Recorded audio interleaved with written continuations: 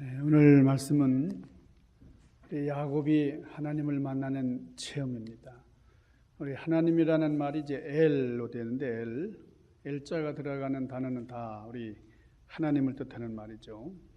그래서 야곱에게는 베델과 또 오늘 브니엘과 또 이스라엘 이 세 엘이 있었어요.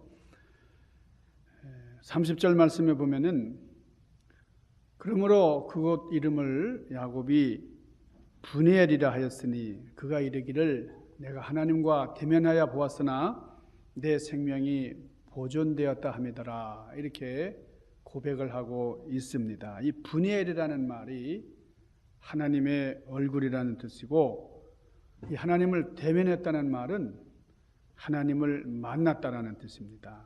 우리 신앙생활은 하나님과의 만남이라고 할 수 있습니다.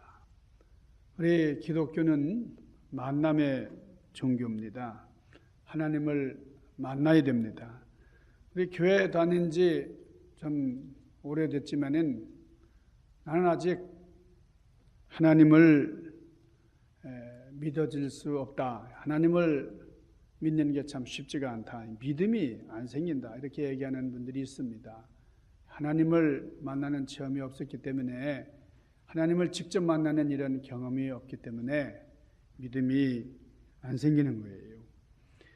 하나님을 만난다는 것이 얼마나 중요한 일인지 모른다는 겁니다. 우리 야곱이 고향을 떠난 지 20년이 지났는데 20년 만에 고향 땅을 밟으려고 있습니다. 그런데 그의 형 에서가 군인들을 이끌고 자기 사병을 이끌고 야곱을 잡아 죽이려고 하는, 그래서 야곱에게 굉장한 도전의 소식이 들려왔습니다. 그러니까 참 답답하고 두렵고 불안해서, 그래서 자기를 따르는 자들과 또 가축들, 소들, 양떼들을 둘로 나누었습니다. 만일 에서가 한 떼를 치면은 다른 한 떼가 남아 있으니까 피신을 가리라 이렇게 생각을 하고 이제 두 떼로 나누어서 멀리 있게 했던 겁니다. 그러나 그렇게 했지만은 도무지 불안감이 가시지 않고 견딜 수가 없어요. 그래서 야곱이 하나님께 기도하는 겁니다. 이렇게 힘들고 어려울 때에 그 야복 강가에서 야곱이 기도하는 겁니다. 근데 기도하는데 정말 야곱답게 기도하죠. 여러분, 야곱이란 이름이 발 뒤꿈치를 잡는다는 뜻이잖아요. 태어날 때에 형 에서의 발꿈치를 붙잡고 나왔는데 이번에는 하나님하고 씨름하면서 하나님을 붙잡고 놓아주지 않는 이 끈질긴 야곱의 모습. 자, 이 야곱은 하나님과 두 번의 만남을 가집니다. 첫 번째 보면은 창세기 28장에 이제 나오는 베델의 역사, 베델의 만남. 두 번째가 오늘 브니엘의 만남입니다. 우리 32장에 나오는 이 브니엘. 여러분, 베델이란 말이 무슨 뜻입니까? 이 베델이란 말은 하나님의 집이란 뜻입니다. 브니엘이란 말은 하나님의 얼굴이다, 그런 뜻이에요. 자, 우리가 하나님의 교회, 이 베델, 하나님의 교회에 들어가는 게 참 중요한데, 하나님의 교회, 이 베델의 역사가 있어야 돼요. 근데 하나님의 교회에 들어가는 것만으로 되는 게 아니고 거기서 어떻게 해요? 하나님의 얼굴을 뵐 수 있어야 된다는 겁니다. 그게 브니엘의 역사예요. 자, 창세기 28장 11절에 보면은 베델에서 하나님을 만났을 때, 자, 야곱이 하나님을 만난 그 베델. 근데 거기서는 해가 졌다 그랬어요. 하나님을 만나 뵌 다음에 해가 졌다 그랬는데, 자, 그 다음 20년이 지난 다음에 이제 브니엘의 체험을 했는데, 이 브니엘에서는 해가 떴다 그랬어요. 이게 무슨 얘기입니까? 이 베델에서는 해가 지는 역사, 이제 참 절망스럽고 또 불안한 일들이 계속 야곱에게 주어졌다는 거죠. 그런데 브니엘의 경험을 한다면은 계속해서 해가 솟는 것처럼, 해가 뜨는 것처럼 밝은 일, 좋은 일, 즐거운 일들이 야곱에게 계속 되어졌다는 겁니다. 자, 우리는 베델의 경험, 하나님의 집에 들어오는 경험과 함께 분이엘 하나님을 만나는 체험이 있어야 된다 하는 거예요. 자, 그런데 하나님께서 언제 우리에게 찾아오시는가?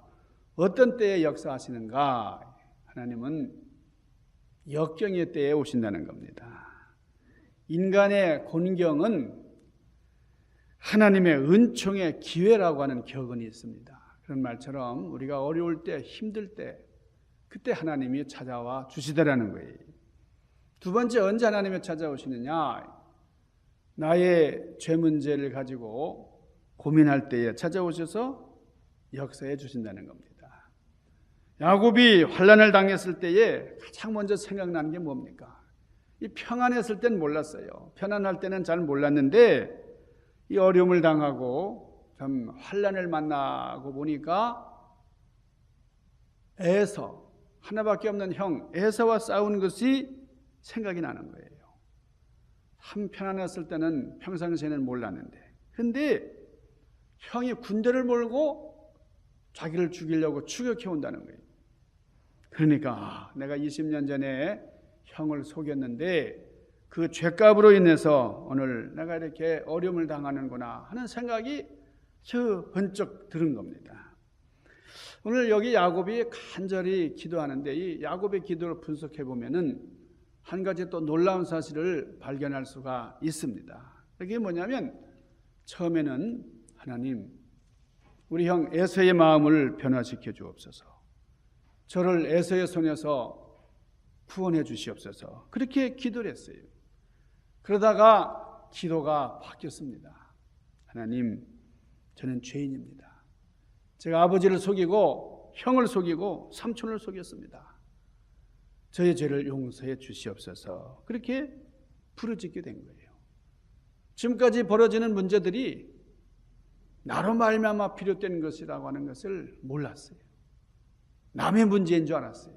근데 알고 보니까 바로 나의 문제였다 하는 거예요. 우리가 이 세상을 살아가는 동안에 이런 일이 얼마나 많은지 몰라요. 우리가 나의 문제로 생각하고 다른 사람의 아픔을 내 아픔처럼 이렇게 껴안고 갈 때에 문제 해결의 놀라운 역사가 주어질 때가 많다고 하는 겁니다. 뉴욕 북부에 위치한 로체스터라고 하는 도시가 있습니다. 거기에 제네시스라고 하는 강이 있는데 여름에 아이들이 수영을 하는 아주 깨끗한 강입니다. 근데 어떤 신사가 출장을 갔다가 이제 기차역에 내려서 집으로 돌아오고 있었습니다. 그런데 사람들이 모여서 아주 웅성웅성하는 거예요. 왜 저렇게 사람들이 웅성거리나? 알고 봤더니 동네 어떤 아이가 물에 빠져서 지금 죽어가고 있다는 겁니다. 그런데 아무도 그 강에 들어가서 아이를 구하려고 하는 사람이 없어요. 그러니까 이 신사가 뭐 다른 거 생각하지 않고 그냥 웃옷을 훌훌 벗어 던지고 그냥 강가로 뛰어들었습니다. 그래서 그 죽어가는 아이를 건져냈어요. 얼굴을 보니까 자기 아들이에요. 자기 아들. 그 순간을 놓쳤으면은 강에서 놀던 자기 아들 그냥 잃어버릴 뻔했죠. 남의 아이인 줄 알았어요. 자기 아이라고는 꿈에도 생각 못했는데 그러나 건져놓고 보니 자기 아이였다는 거예요. 이 야곱이 지금까지는 남의 문제로만 생각하고 자기가 저지른 거라고는 생각지 못했는데 그런데 이 어려운 상황을 만나니까 자기 죄가 생각나는 거예요. 내가 잘못했고 나로 말미암아 저질러진 일이다. 그래서 철저하게 회개하게 됐습니다. 여러분 로마서 5장 20절에 보면은 죄가 많은 곳에 뭐가 많다 그랬어요? 은혜가 많다. 그러니까 죄 많은 곳에 은혜가 더한다고 하니까 죄를 지을수록 은혜가 많네. 죄 좀 더 지어야 되겠네. 지금 내가 죄를 조금 지었으니까 은혜가 없네. 여러분 이거 아닙니다. 그게 아니고 죄를 깨닫고 죄가 많은 것을 회개할 때에 은혜가 넘친다는 거지 죄를 계속 지으면 은혜가 더한다는 게 아니에요. 자, 언제 하나님이 찾아와 주시느냐? 우리 셋째로 야곱이 실패했을 때입니다. 좌절했을 때에 이 실패를 경험하고 있을 때에 내가 형 에서를 속이고 지금까지 왔는데 이제 도무지 내가 살아날 가능성이 없다는 거예요. 자, 에서가 군사를 자그마치 400여 명이나 이끌고 온다는 거예요. 그런데 이런 좌절되는 그런 실패를 느낄 수밖에 없는 그런 상황에서 야곱이 뭐 했습니까? 홀로 남았더라. 24절에 보면 홀로 남아서. 그러니까 지금까지 내가 의지했던 어떤 재산이라든지 뭐 이제 여러 가지 세상적인 것, 다 소용이 없다는 것을 그때 깨달은 거예요. 그래서 홀로 남았다. 홀로 남아서 뭐 했어요? 간절히 하나님께 기도했다는 거예요. 하나님 앞에 부르짖었습니다. 강 건너 혼자 머무르고 있으면서.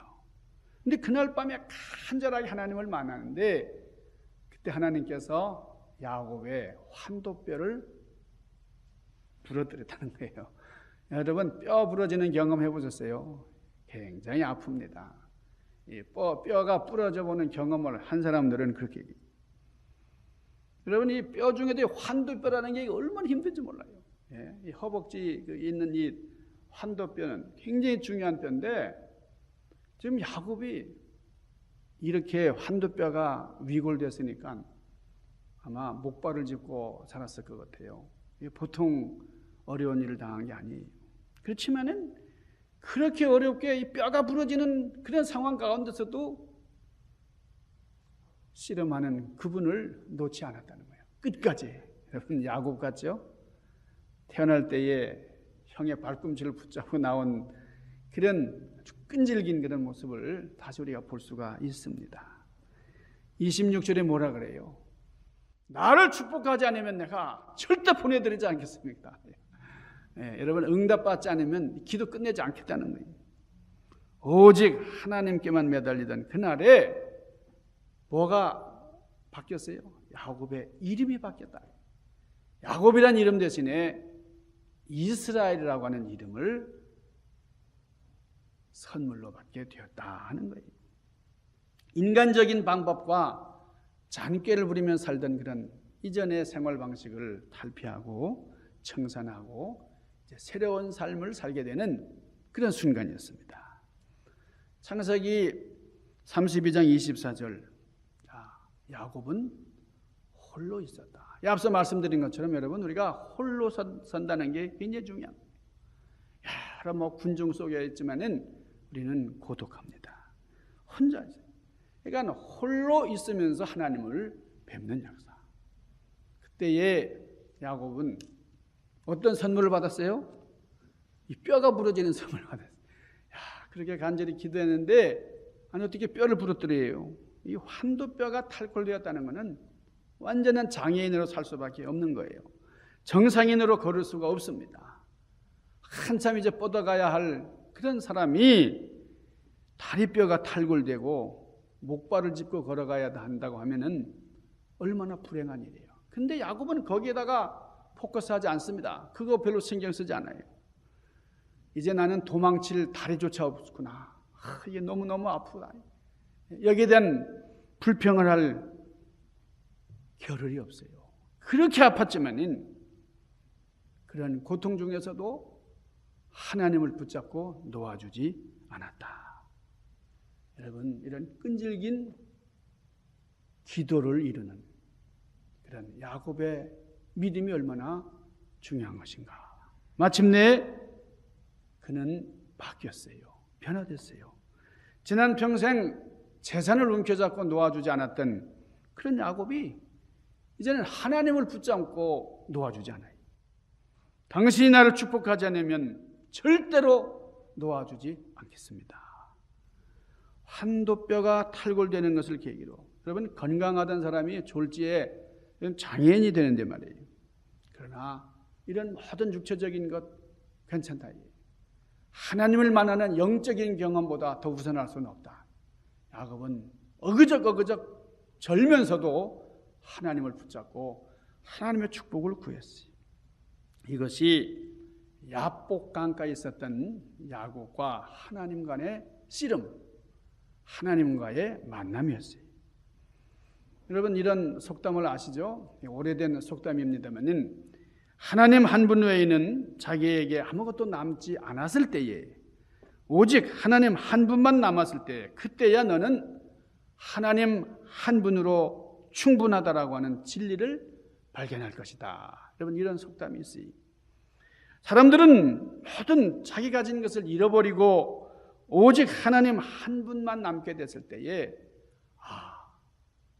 지금이 바로 하나님 한 분으로 만족하다.